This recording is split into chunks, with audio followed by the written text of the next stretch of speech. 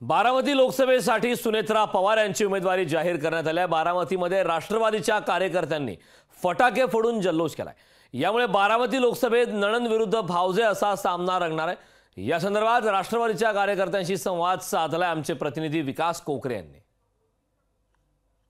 अखेर बारामतीमध्ये पवार विरुद्ध पवार अशी लढत फिक्स झाली आहे। कारण बारामतीमध्ये महायुतीच्या उमेदवार म्हणून सुनेत्रा पवार यांची उमेदवारी ही घोषित करण्यात आली आहे। गेल्या काही दिवसापासून बारामती मतदारसंघ लोकसभेच्या अगोदरच चर्चेत आलेला मतदारसंघ होता आणि अखेर विजय शिवतारेंनी माघार घेतल्यानंतर महायुतीच्या उमेदवार म्हणून या ठिकाणी सुनेत्रा पवार यांची घोषणा करण्यात आली। आपल्यासोबत राष्ट्रवादीचे काही कार्यकर्ते आहेत, आपण त्यांच्याशी संवाद साधू। काय सांगाल, आज सुनेत्रा पवार यांची उमेदवारी जाहीर झाली, एक राष्ट्रवादीचा कार्यकर्ता म्हणून काय भावना आहे, काय वाटतं मनाला? आज सुनेत्रा वहिनीची उमेदवारी जाहीर झाली, आनंदच आहे।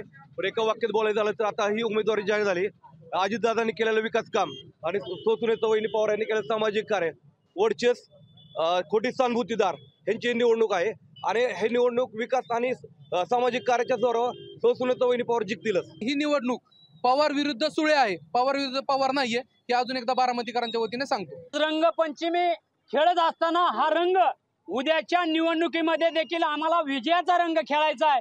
त्याच्यामुळं येणाऱ्या निवडणुकीमध्ये बारामतीतला कार्यकर्ता घराघरात वस्ती वस्तीत जाऊन सुनेत्रा वहिनींची एक समाजाची असणारी तळमळ असणारं काम हे घराघरात पोहोचवल। सुनेत्रा पवार या आमच्यासाठी दैवत आहेत, यामुळे महायुतीच्या उमेदवार म्हणून सुनेत्रा पवार यांना मोठ्या लीडनं निवडून देण्याचा निर्धार या बारामतीच्या राष्ट्रवादीच्या कार्यकर्त्यांकडून करण्यात आला आहे। विकास कोकरे, लोकशाही मराठी, बारामती। लोकशाही मराठी ऐका, पहा, जागरूक रहा।